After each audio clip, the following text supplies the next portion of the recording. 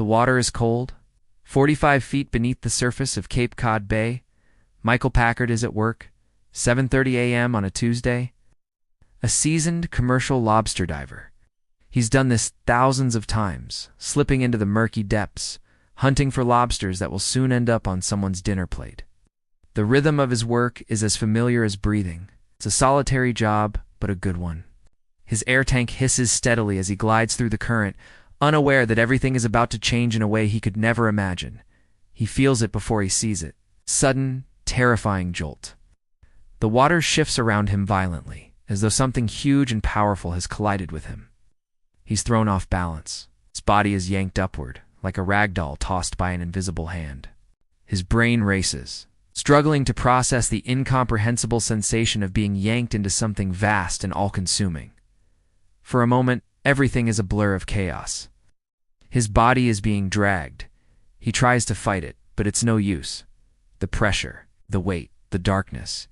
His heart pounds in his chest. He can't breathe. There's no escape. Then the worst thing possible happens. He feels himself being pulled into a cavernous space, the walls tight around him.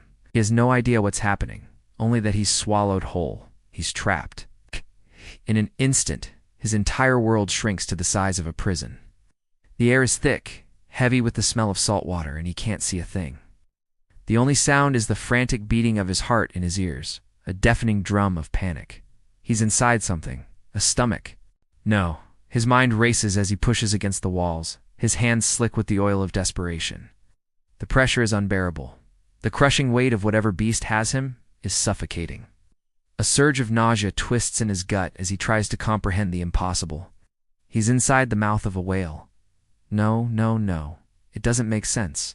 Whales don't swallow people. It's too big, too absurd. And yet here he is, one of the rarest, most unlikely people on Earth, trapped inside the mouth of a humpback whale. Time slows down, every second, stretching into eternity.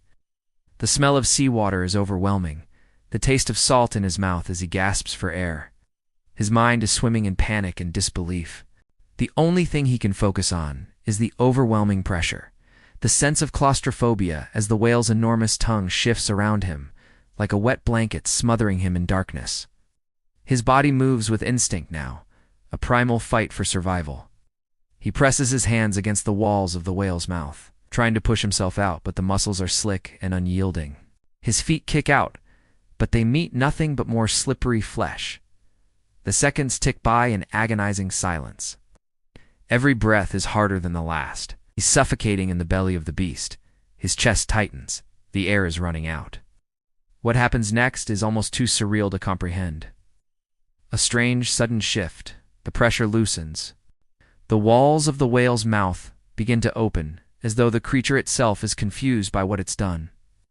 It's an instinctive release, not deliberate. The whale's immense body shifts in a final movement that sends Michael spiraling out, suddenly expelled from the dark cavern of its throat. He emerges, gasping, tumbling back into the water. The world floods back to him in a rush of light and air. His hands are trembling, his mind is a blur. He's alive. Somehow, impossibly. He's alive. The whale has spat him out. He floats in the water, the coolness of the ocean now, a sharp contrast to the suffocating heat of the whale's throat.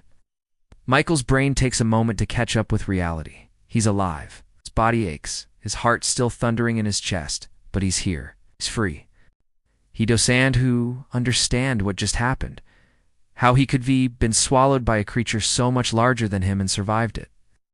But in that moment, as he floats in the sea, gasping for air, all he knows is that he's alive. Behind him, the whale, confused and likely just as disoriented, slips silently back into the deep, vanishing without a trace, as though nothing extraordinary had occurred at all. On the boat, his crew waits anxiously, wondering why he hasn't resurfaced. They think something has gone wrong. They can't know that he's just come face to face with an ancient beast. Michael surfaces, bloodshot eyes wide with the weight of the story he's about to tell. His crew pulls him up, none of them understanding the horror and miracle he's just experienced. He's out of breath, shaking, barely able to form words. But he knows one thing for certain. He'll never dive again in the same way. something deep in his soul has shifted. The news travels fast. Word spreads across the small fishing community like wildfire. A man was swallowed whole by a whale, survived it.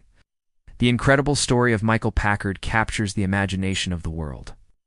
Scientists, marine biologists, and deep-sea experts all scramble to make sense of the impossible event. How? Why? How could a creature of such massive size, one known for feeding on small fish and krill, have made such a fatal mistake? The answer, it seems, is as mysterious as the event itself. Whales, particularly humpbacks, are not typically dangerous to humans. They feed on plankton and small schools of fish, not divers. Michael wasn't a target. It was an unfortunate accident in a world where the forces of nature are unpredictable and sometimes cruel. But what if Michael wasn't supposed to survive? What if he'd been in the wrong place at the wrong time, a tiny speck in the vast ocean, swallowed by a creature that didn't even know he was there? And yet, somehow he made it out. Against all odds, he lived to tell the tale.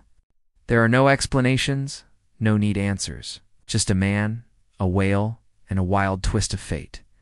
Michael Packard will never forget the feeling of being inside that whale. The darkness, the pressure, the taste of salt water, the cold, eerie silence. He will never forget the sensation of being trapped in the mouth of a creature so ancient, so enormous, that it seemed to exist outside of time itself. And most of all, he will never forget the strange twist of fate that kept him alive. But even more than the story itself, what sticks with you is this. Some moments are so extraordinary, so improbable, that they can only be told as a story. And Michael Packard is proof that sometimes the wildest things can happen, and you just have to survive long enough to see it.